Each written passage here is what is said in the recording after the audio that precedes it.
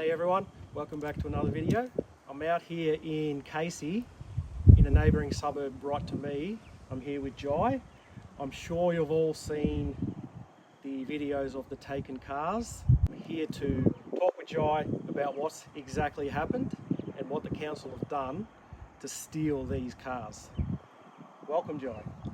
Thank you for chatting. So now I reached out to you, I think it was Tuesday morning, I believe so, yeah. and I just said, hey mate, if you want to chat, hit me up and we'll organise something.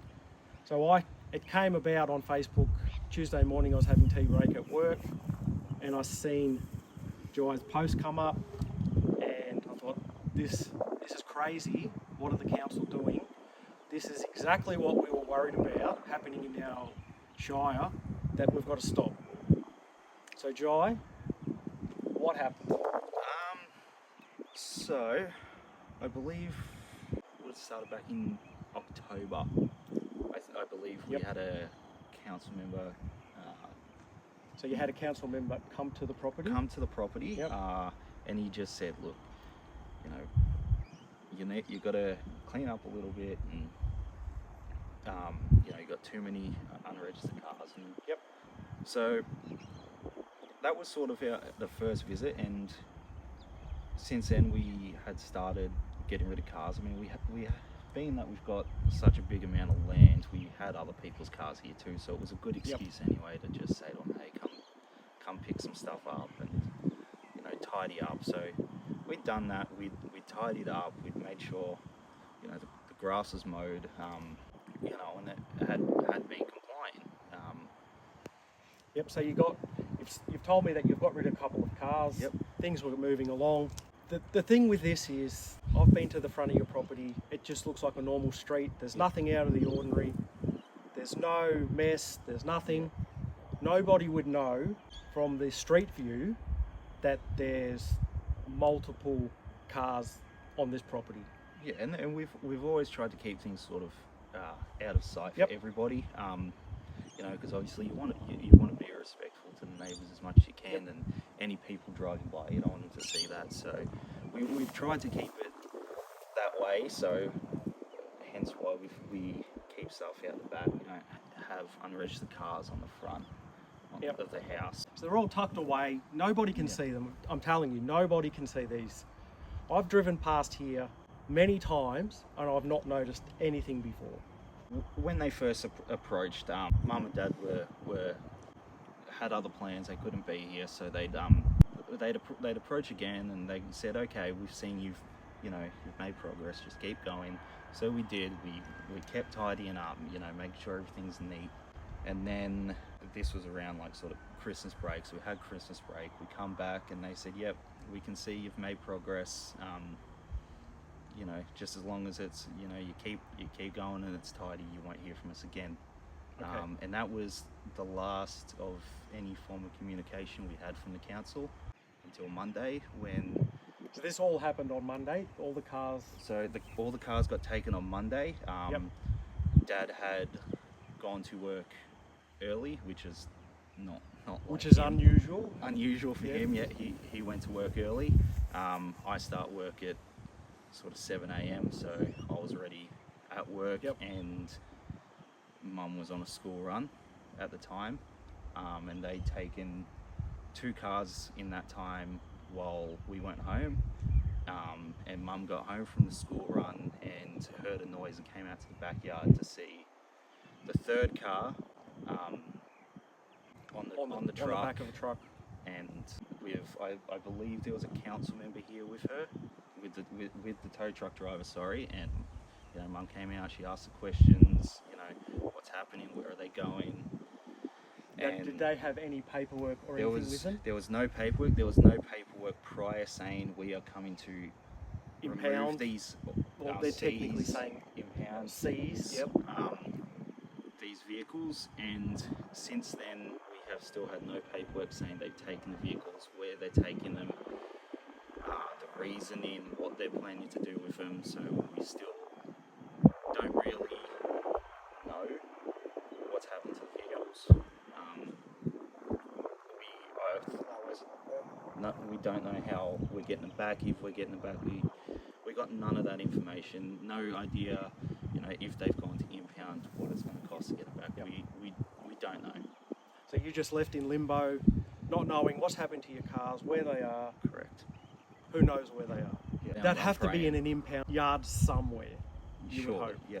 And that's what I keep telling myself every day, that they're in an impound yard, undercover, safe, and that's all hopefully I'm praying being for.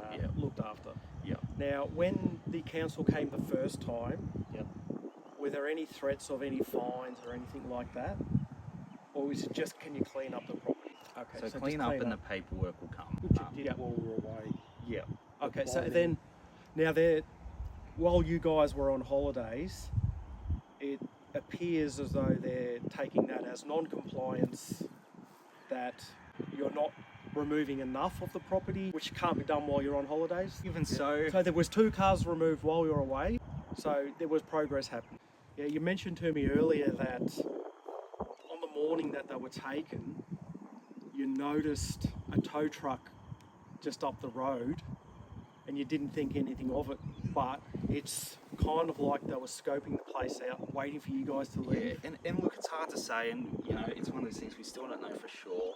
And Yeah. I've always been one that's tried to sort of, you know, I've been the first person to be like, oh, they never do this to us, like that. Yeah. So you see stuff like that and you think nothing of it, and that's sort of, you know, a concern is that if they were scoping the place and they're watching for us to leave, or you know, what have you, but you know, even today I'm still trying to, you know, I'm still being like, oh, it could have just been a towie that got lost and was, you know, trying to punch in GPS. Now, where the cars are situated in the backyard, if you didn't know the properties here, you would have no idea how to get back here. I said to Mike, as he was bringing me around here, how would you even know there's access back here?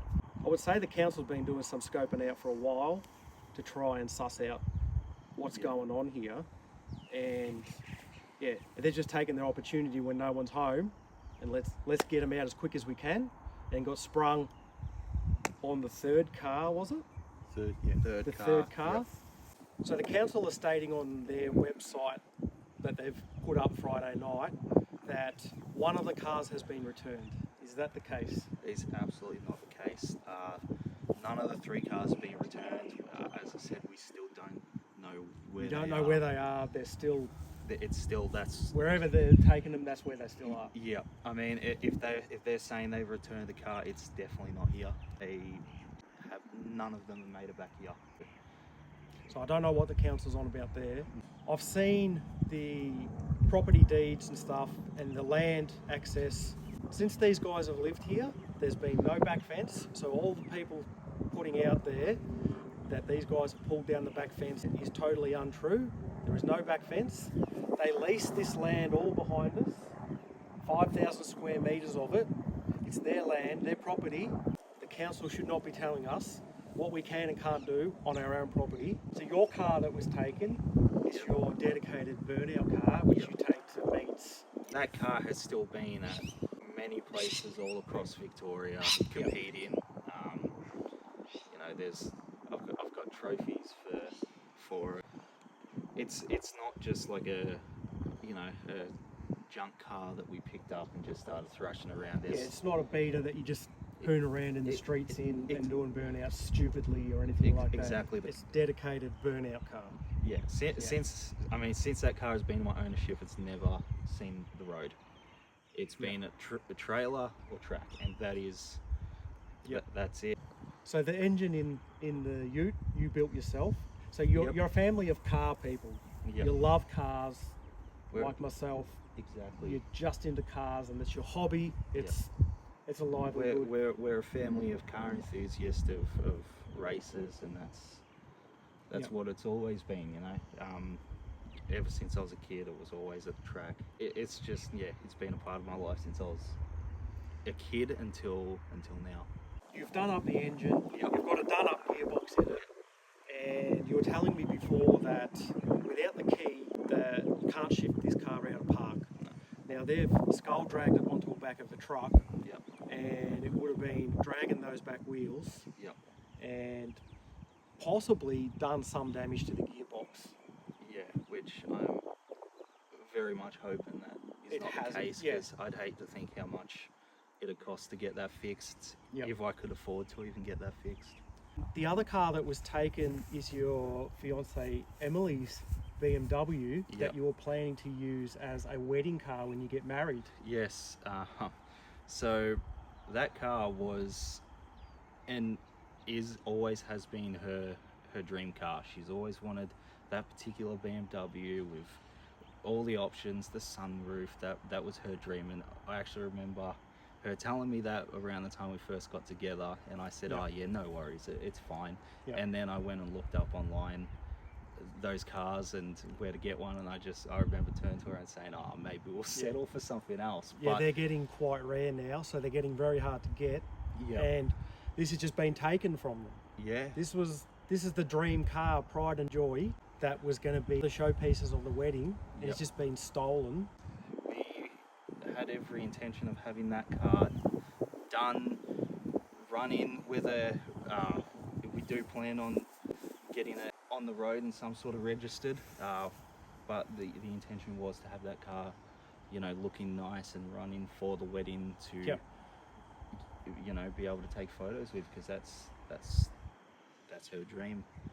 Now, you also mentioned to me here as well that while the cars are at the property, you don't actually work on them here because you've got workshops, because you're a car family, Yep. and you've got workshops, and all the work gets done at the workshop, not on the property. Yep, we don't work on them here. We don't start them for any unnecessary reason.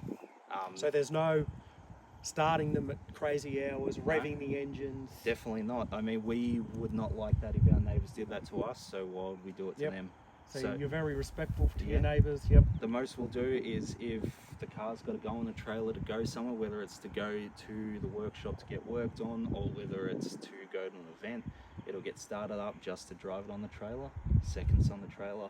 That's it. It's running for like a minute, 2 minutes max while it's Yeah. being loaded up. That's it. Yep. And it's strapped down and Yeah, it's off to its destination. yeah. We don't even work on them here. We don't really do basic maintenance. I mean, the most we've done on the BMW was change lug nuts, and that's because we And had that's change tires. Changing wheels is not really. Yeah, that was with hand tools. It wasn't even with electric guns. So Yeah, no rattle guns or anything. Yeah. nothing. You guys have actually had Channel 7 News come out here and do a story Yes. on this, Yep. and actually got Council Watch involved as well. On both the Victorian Ombudsman and the local government minister to urgently open an inquiry into the abuse of power. You were telling me that they've tried to contact the council, but the council have now shut up shop and gone tight-lipped, not saying anything. It would seem that way, especially now. I think there are a few people that managed to get some sort of word from the council, but a lot of what they've said has just been very either vague or just seeming to be lies and completely not the case, Yep, or not accurate. just leaving parts out. It would seem to Yep. make themselves maybe look a bit better. Look like more that they're not in the wrong, that they've done the right thing. Yeah. We received correspondence yesterday, which was correspondence from the council, and it looks like there might be some sort of misunderstanding, because we looked at the powers that the council has to take property like this, and we don't understand how they actually have the power to do this. But what it looks like might be the case, and we're not sure yet, is that the council potentially wasn't aware that he has a lease on the property out the back of his house where the cars were stored, which means it looks like it might be a mistake. Regardless of that, we've still got lots of issues around this permit system for unregistered cars in the city of Casey anyway. Now, there's a lot of stuff that you guys have told me that we can't talk about on camera at the moment because you're investigating your rights. There's so much more to say, but we can't say it. That's definitely been a challenge, especially seeing a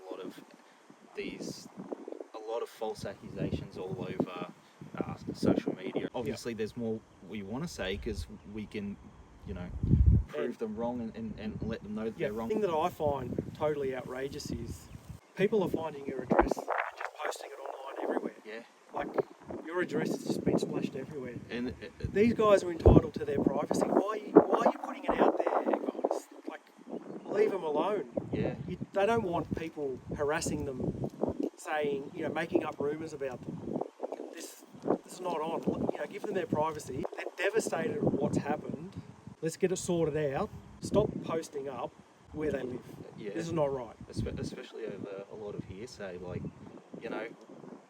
once all our information address out there, it can't be taken back.